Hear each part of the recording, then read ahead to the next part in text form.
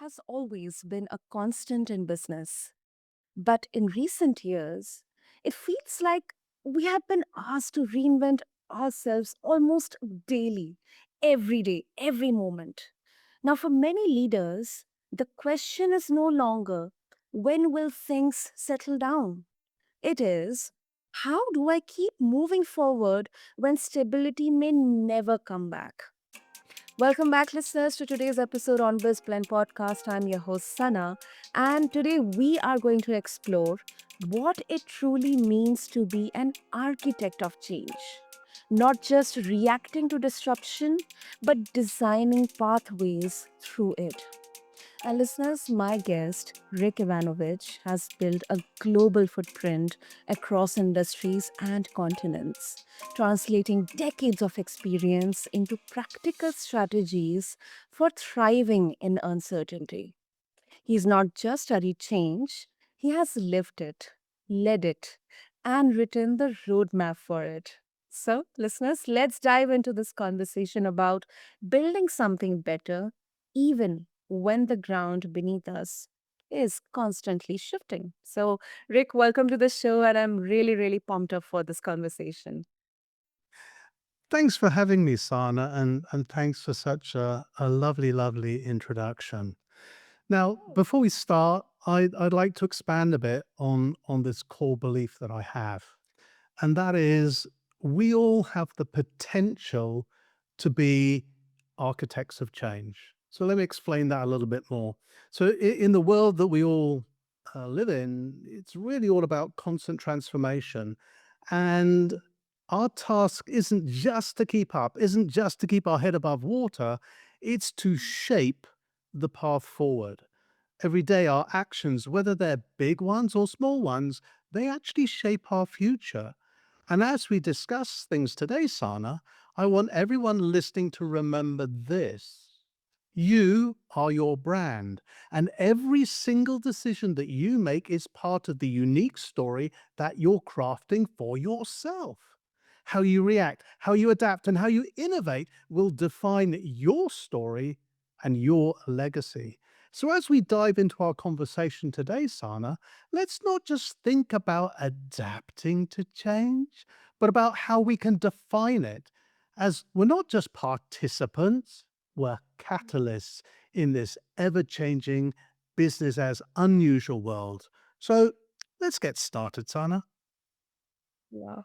What a brilliant beginning to this conversation, Rick. I think that is a really, really empowering way, especially when it comes to change, because most of us we're always in that rat race to adapt to it, but not becoming the catalysts of bringing change. So yeah, that's really empowering. Okay, let's begin. So, Rick, let's start with your journey first. I mean, you have lived through countless business cycles and disruptions. We are seeing a lot of disruption right now, whether it's technology, whether it's economy, it's global, geopolitical. I mean, there are so many factors affecting change in our everyday lives, whether it's professional or personal. So, in your eyes, what makes this era of change fundamentally different from the ones you have seen before?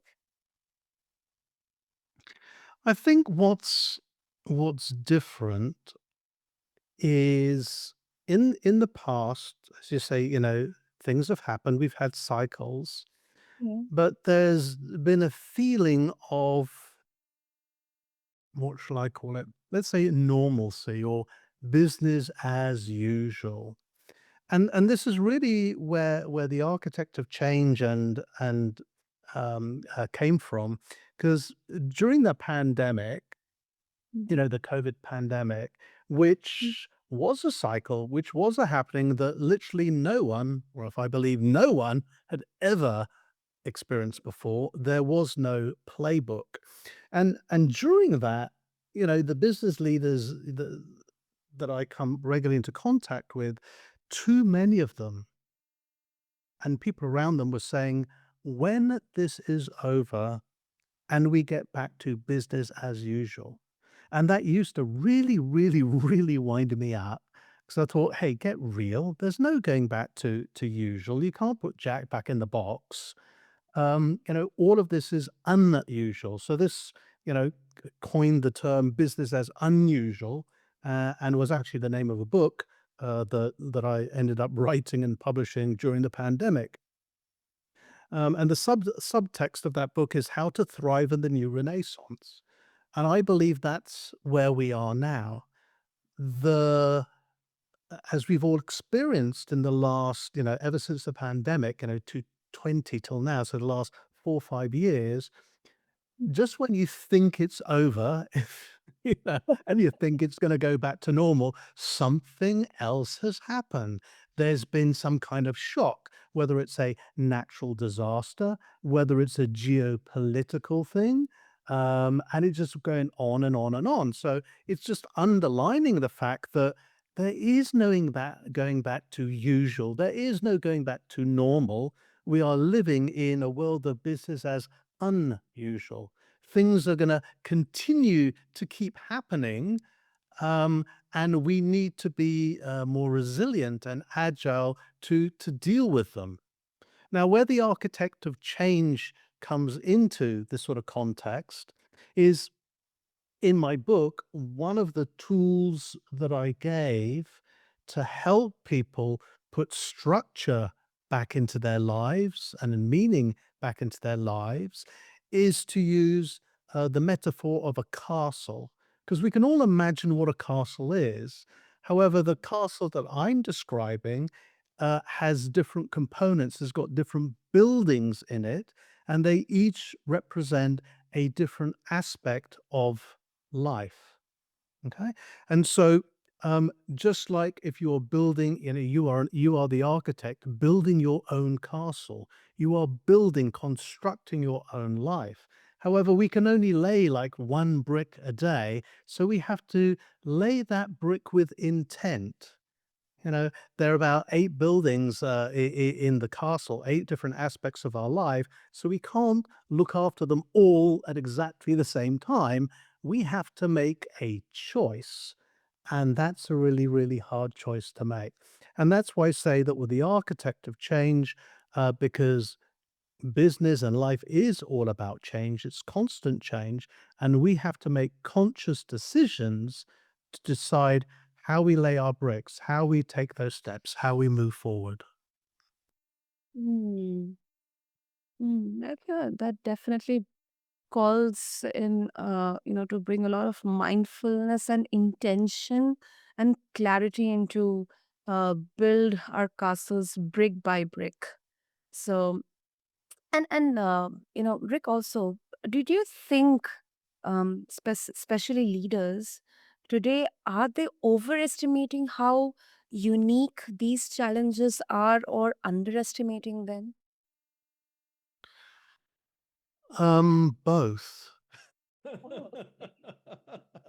I think both. At the end of the day, when we're hit with something, when something new happens, if it really is that new, if we have no playbook for it, and these are the really unusual ones, the real curveballs that are being thrown at us, we don't know how disruptive they're really going to be. So, to one extent, we can underplay how disruptive they are. Okay. And oops, we might slip up because we soon realize, oops, they really are highly disruptive. And so therefore, we didn't give them enough attention.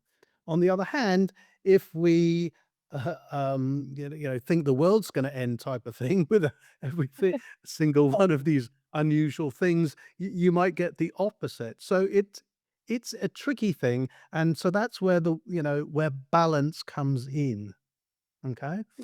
And the challenge that we have is to seek to achieve balance. And when I say balance, I'm talking about um, achieving balance in all the elements of my metaphorical castle, because we're architecting our lives. So, you know, imagine you've got different buildings in a castle, let's say there are 4 towers. You can't well, you could have one tower that's immensely tall and the other ones you haven't built yet. That's slightly out of balance, isn't it? Because you're focusing on one area and not another area. And that's why the balance, when I talk about balance, I'm not talking about work-life balance, which don't get me started on that. That really winds me up.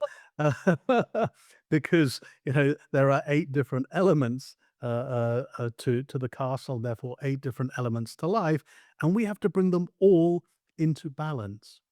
Now, when it comes to leaders and things happening, and are they underplaying or overplaying, is again, are we reacting to what's happening, or are we sticking to an existing game plan?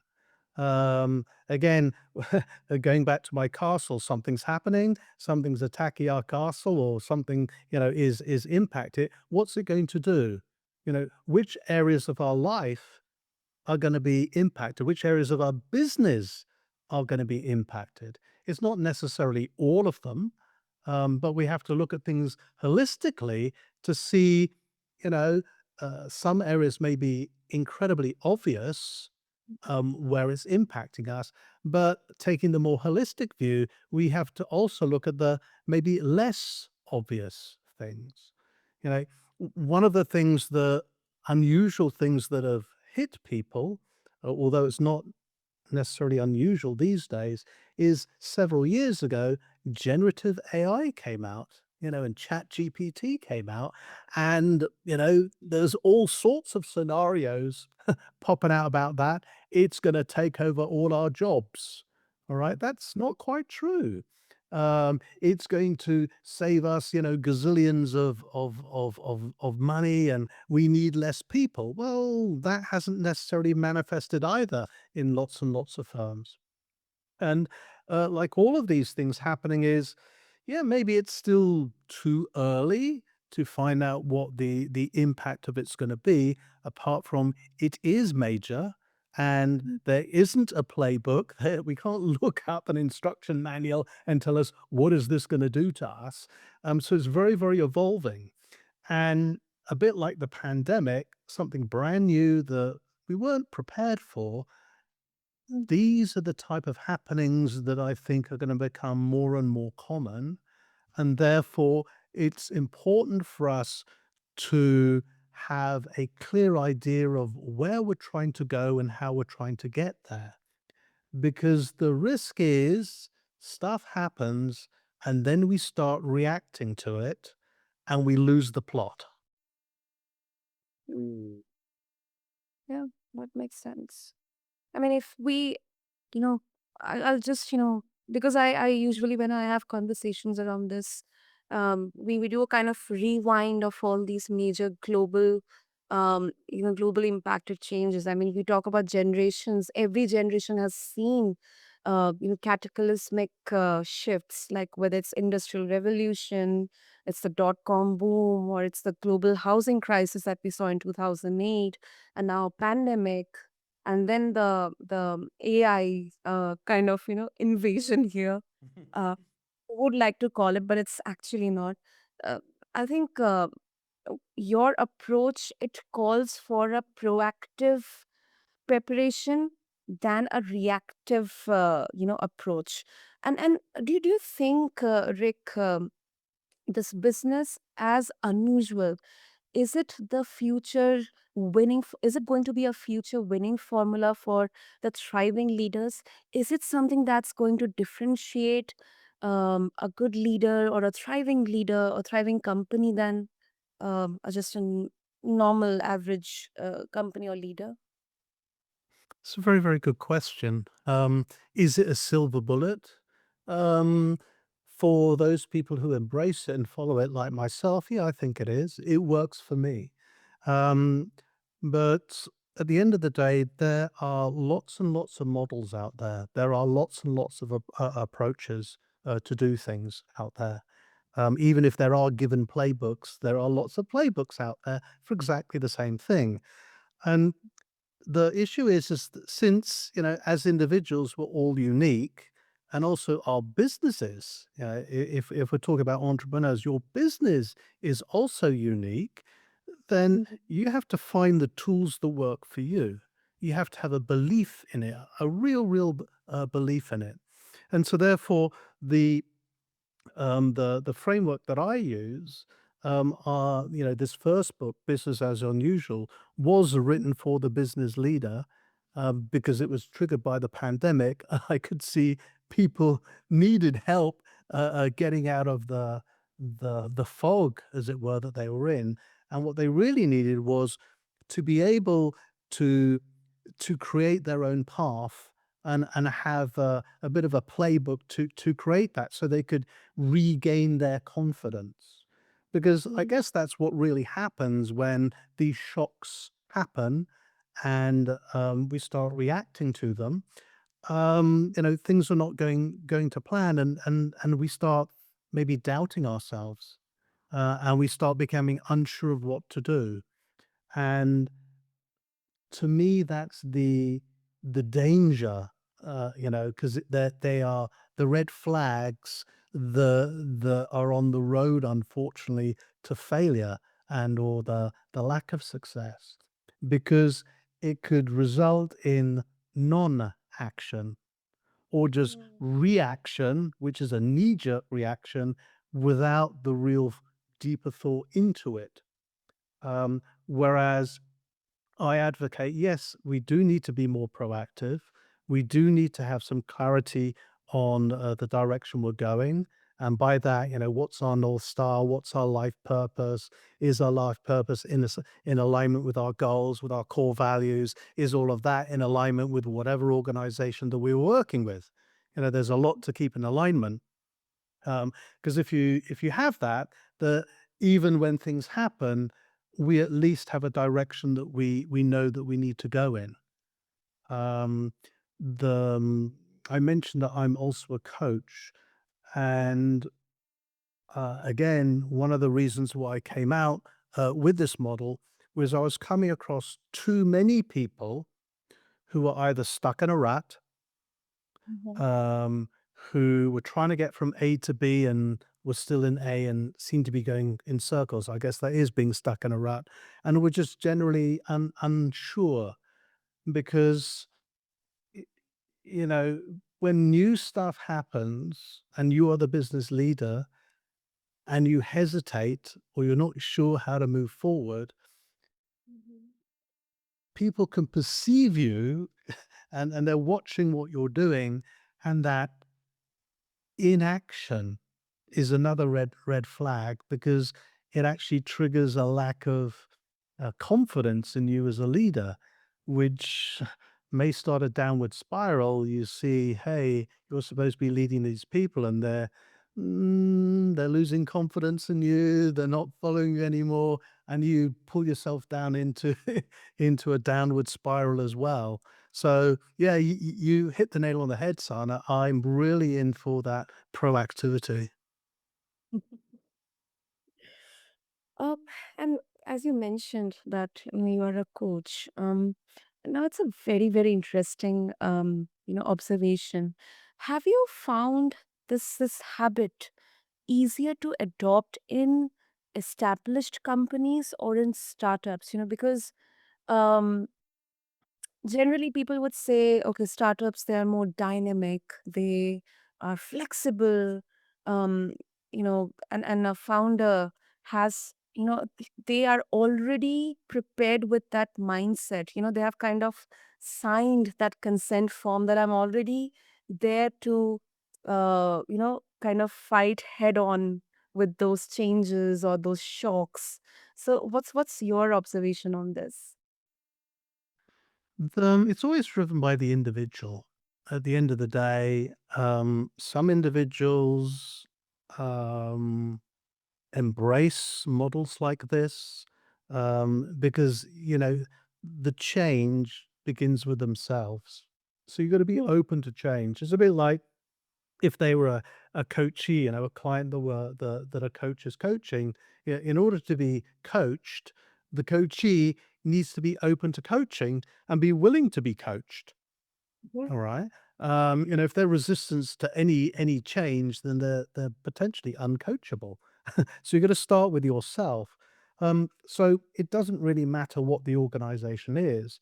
However, to reframe your question in a different way, if you take an individual who's embracing these changes and is growing and is changing their mindset, okay, how do they then cascade that into the organization around them? Aha. Well, again, the smaller, more entrepreneurial organization may be more open to that, especially if that person is one of the leaders. If it's a much larger, more established organization, with hundreds of people or thousands of people, significantly larger than that small entrepreneurial SME venture, then yeah, that's a lot more people that you have to try and convince and trying to overcome their resistance to change. True, true, true. And yeah, do you think, Rick, that resources sometimes become a barrier, making these large, enterprises or big companies slower to change than they should be? Or is it something kind of intrinsic, because of the. It's I believe it's a cultural thing. Um, maybe I'm being far too stereotypical there and saying, "Hey, large organizations are hard to change." They're hard to change. In respect that they are massive. If you have 100,000 people in the organization and you're trying to change something, well, that's going to be harder than if there are only 10 people in the organization. Because if it's going to be human led and it's going to require the change in behavior of people, is just more people to change behavior. That being said, going back to the culture side, it really depends on what the culture is within the organization to cater for change, what their appetite for change is. Yeah, that's such a fascinating point, Rick. We often assume the ones with the biggest war chest will win, but as you mentioned that word agility, it can sometimes be the stronger currency. Absolutely. I mean, why are some startups, what some of these smaller organizations, you know, becoming successful? It's maybe because they are highly agile. Okay. Mhm. With a startup, you're willing to pivot. Okay. Or it's easier to pivot. So you come up with some brilliant idea and then you realize that you're going to market, even though you've tested it, it's still not getting the traction that you want. But then you notice something else, and you might be able to pivot to something even better. And I've seen that in my coaching of startups. There's several of them started, their business was ABC, and then, within years, they're now doing XYZ, which is far, far more successful for them. Hmm. Yeah, that is so true. That is so true. Um, and another aspect of this uh, becoming proactive towards change or business as unusual, especially in a business setting, is how leaders they have that communication or dialogue with their team members or with their people, because sometimes the people who are working with you or the team who's working with you, they may feel out of place or not included in those plans of change. What's your opinion on this, Rick? But there are a few aspects of this. If, should we say, the leadership of the organization has decided that a change needs to happen, whatever the change is, it's it's how are they going to communicate that change? Are they going to Mm. just tell the organization, you know, we were before our strategy was to go left, and now our new strategy is to go right, and it's just that's it, no negotiation, we're just telling you now, let's go. That's one way of doing it. um, or is leadership communicate here in a different way, um, getting input from other people, and ending up with a solution that gets us to turn right, which appears to be a solution generated through discussion with the organization. Mm, mm. So, do you want to follow what someone says you have to do? Or would you rather follow something that you've contributed to and came to the conclusion that's what we need to do? Yeah, that's $1 million question, Rick. Okay, so it is a matter of how it's communicated, but it's also, when we're talking about changes, how we're realizing a change is needed in the first place. Is that some kind of light bulb thing that a leader said, or was that actually reading the signs that is coming up from within the organization? So it's not just being having that culture of how do we adapt to change or how do we cater with change. It's also what is the culture of the organization? Mm. How does the organization surface new innovation and new ideas? Does the organization embrace failure, or is failure, shunned? Mm. Does it encourage people to speak up and engage, or does it not do that? And as the workforces are changing and we're becoming more Generation Z heavy, um, and a lot of organizations are multi-generational, then there really is a requirement to have a different mindset to cope with all of that. Hmm. I agree. I agree. And as you talk about multi-generational, and it's so fascinating to see, Rick, that you have worked across different industries. I mean, there's accounting, IT, talent management, and then oil and gas. Now, these fields, they don't always move at the same speed. So I'm very sure our listeners will be curious to know, how do you personally stay adaptable when shifting between such different worlds or industries? What's your secret sauce? There are a couple of answers to that. Um, it helps that I've worked in a lot of different industries. I've had a lot of different jobs. I've worked for a lot of different companies. I Mhm. have a very, very eclectic background. But putting that aside, so that's not just industries, it's also working in many, many different countries. I've done projects in 40 different countries. But I'm a accountant by training, um, and our main business is implementing accounting systems or financial ERP, whatever you want to call them, and that's very, very horizontal. It's literally the same across the world. Um, there are only some statutory variations, and yes, there are some industry variations, but the sort of accounting language is very, very common across the world. So you know, I do come from that numbers background, and that was that was a way of communicating with people. And if I'm speaking to accountants elsewhere, we're speaking the same language. Mhm. Some years ago, probably about 15 years ago, when the company was scaling, and I realized I don't actually understand people because I'm a numbers person. I'm an accountant. Nothing against accountants, but it's just me. Um, I came across psychometrics, which I saw as, oh, it's a mathematical scientific formula. It's my instruction book on humans. Oh. So I got heavily into that, and actually, that's I got another company I helped co-found, and we sell that around the world as well. So yeah, I understand the similarities and differences between people. Okay, we are all fundamentally the same, but we're not exactly the same.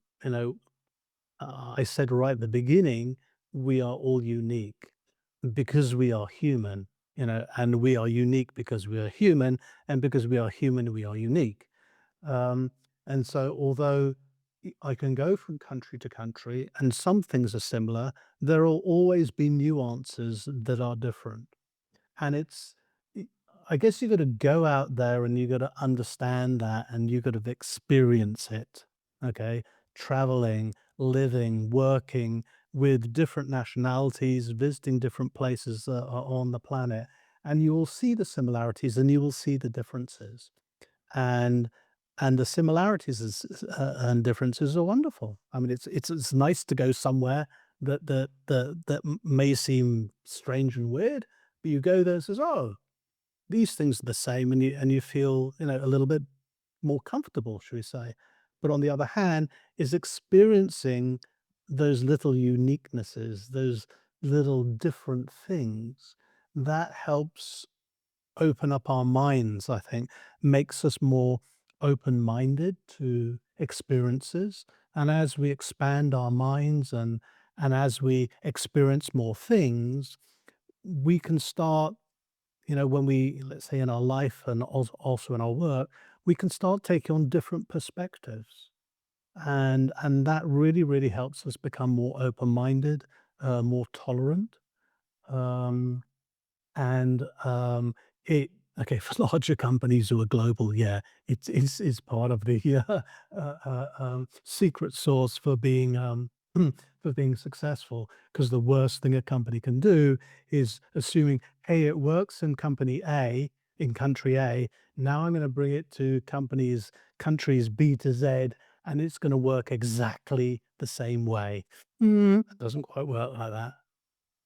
Yeah, yeah. I, um, I really love that, and I absolutely believe in that. When you explore different industries, cultures, countries, it really, really opens up your mind. It gives you that clarity and that, welcoming, uh, that, kind of habit or skill of welcoming different perspectives and changes as well. So, yeah, now I understand it. Definitely, yeah, and it's not you don't, even travel within your own countries. I mean, especially if you live in a large country, and there are, there can be massive regional differences, time zone differences, as well as, different accents, even different languages, different subcultures within the same country. Yeah, true. That is so true. That is so true. And India is such a befitting example of that. Exactly, exactly. I mean, your the food styles from one end of the country to the other end of the country is a wonderful spectrum. Brilliant. And Rick, before we conclude this brilliant conversation, um, just a final quick question. Now, many would believe uh, there's also kind of, a discussion that change leadership has now become a buzzword. You know, consultants and speakers, they sell frameworks, but they don't always have to deal with the fallout of failed change in the trenches. So, how do you keep your work from becoming just another theory on a slide deck or on a book? Well, I live it. Okay, I live it. I'm constantly changing myself because what is change? Change is growth. Yeah. Okay, that's what it is. Growth happens beyond our comfort zone.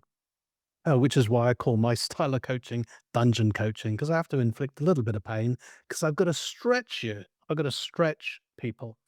Um, and, as leaders, if we want to grow people, and I believe that as leaders, we need to grow people because after all, that's what we're doing. We're maybe taking in an undergraduate, a graduate entry, a very young person, and we're helping them along their career path. And maybe one day they can take over the organization or they can be one of the senior leaders in the organization. You can go put your feet up. So, we need to create other leaders. And to do that, we need to teach people on how to grow. And in order to grow, we need to change, and change starts with ourselves. So it's not just, hey, Rick changes, and how do I deal with the fallout because other people can't cope with it? It's like, okay, who are the other people? All right, if there are my employees, the people around me, like, what's the issue? Um, all right, they can't change at the same speed that I am changing. All right, let's do some coaching of them. Let's come up with a different roadmap for them, so it can go at their pace that they're comfortable within, and to go in the direction that they want for their own personal growth. And that's the challenge, I suppose. As an organization has its own thoughts of what it wants its people to do. If it's entrepreneurial, it's your an organization that you own, you are the owner of it. You have your own idea as well. But it's filled with individuals, unique individuals, and they may not necessarily be 100% in alignment with what you or the organization wants. Um, because that happens. You could call them hiring errors. But because a lot of people aren't really sure what they want. And they may join your organization and then leave. And sometimes they leave because they want further growth, as in your organization is not growing them fast enough, or they realize that it was a bad choice of theirs in the first place and they don't like it.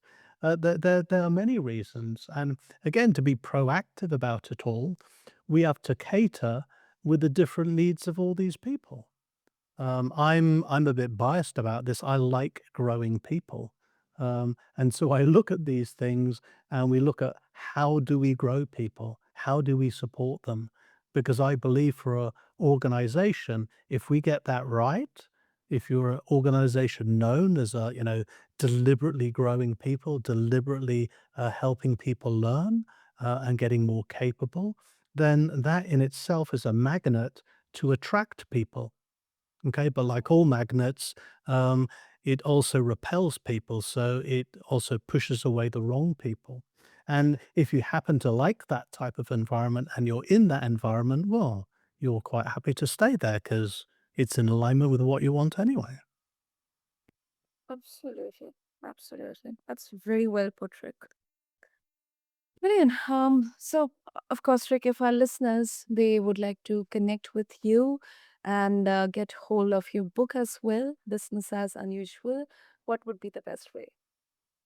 The best way to get hold of me is to go on my website, which is my name, rickivanovich.com, or for a laugh, why don't you just Google my name and see if you can find me anyway?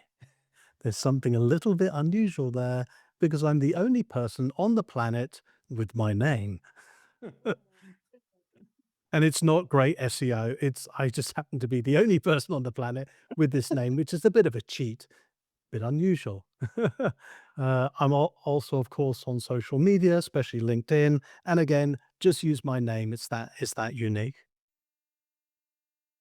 Wow, that's a gift, and I'll make sure to have all the links in the show notes for our listeners for their easy reference. And Rick, this was a masterclass because I'm personally reminded that being an architect of change, it doesn't mean we have all the answers.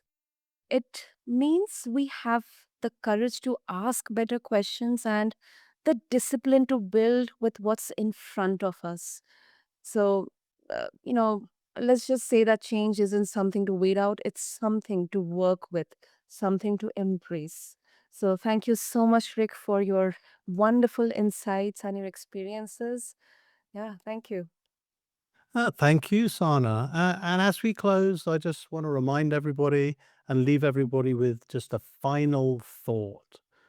Please remember, you are not just a participant in this ever changing world, but you're an architect shaping the course of your life, your career, and the world around you. I encourage you all to embrace the change and define it rather than just react and adapt to it. Be that catalyst in your own business as unusual world. The transformation always starts with you. And I'm eager to hear about your journeys. So, Sana, really thank you again. I can't express my gratitude enough for letting me speak on your wonderful podcast today. It's been a really fun conversation, and I hope our listeners have enjoyed it as much as I have. And to all listeners, I really appreciate your time and attention. And I look forward to hearing from some of you, learning from your experiences, and perhaps sharing some more in depth future discussions. Thanks again, Sana, and to our listeners for this wonderful exchange. Thank you, Rick. Thank you so much for your beautiful words. And before we wrap up, I'll just leave with this question or with this thought. Now, for every leader, founder, or dreamer who's tuning in, maybe the question isn't when will things go back to normal, but what am I willing to build now that I couldn't before? With this, we conclude this brilliant episode, which has been a masterclass on the BizBlend podcast. Until next time, keep blending courage with curiosity on your own path of change. Thank you.